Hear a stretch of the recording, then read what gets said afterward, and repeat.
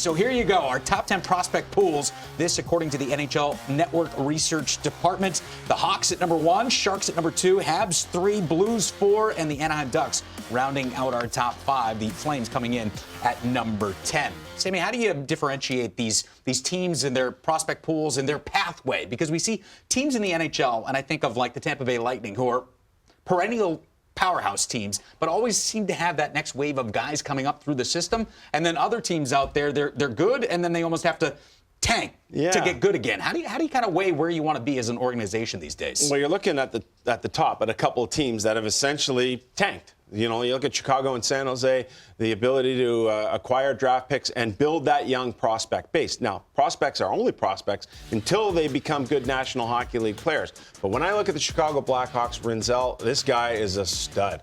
Out of high school, he was drafted in the first round in 2022. Then you go to Frundell. He's a great two-way guy who I think eventually is going to push Bedard over to the wing where I think he will be most effective.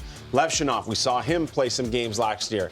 Sasha Boisvert, I mean, this guy can do it in a number of different ways, as tough as they come. And then Ollie Moore, he too is another guy that we've seen play National Hockey League games. That doesn't count Frank Nazar, who is not eligible for this list. Now I look at the San Jose Sharks. Sam Dickinson, my goodness, 90-plus points with the London Knights last year. Chernyshov played with Misa, so those two will have instant chemistry once he arrives. Musty is a really interesting prospect. Ravensburg, the left-handed goaltender in terms of being a right catch guy. So there are different ways to go about it.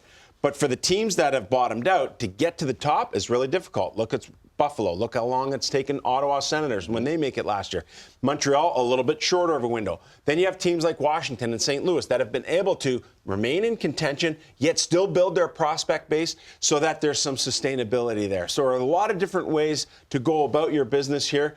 But for the teams that are at the top right now, it's starting to be go time. You start to have to look towards the playoffs, and you start to have to expand your horizon in terms of what your club is going to do here in the future. I love when you look at that list of those teams. All teams are at different mile markers of their journey towards hoisting, hopefully, the Stanley Cup.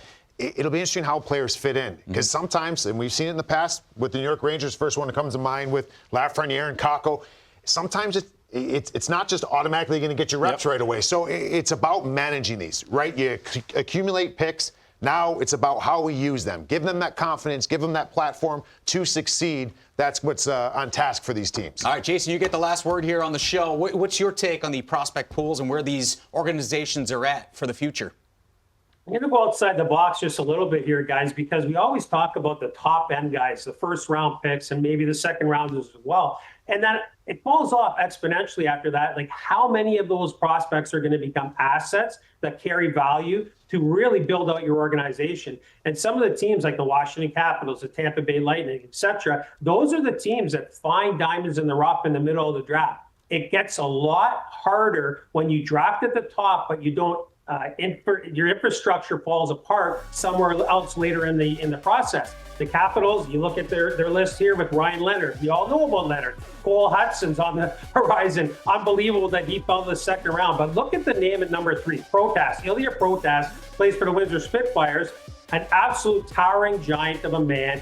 Almost, he's over 100 points in the Ontario Hockey League. And these are the types of things. Andrew Crystal, the fourth guy on their list. They have insulated the top end of it. That's how you stay exceptionally competitive. So later on in the draft becomes just as important as those high-end picks.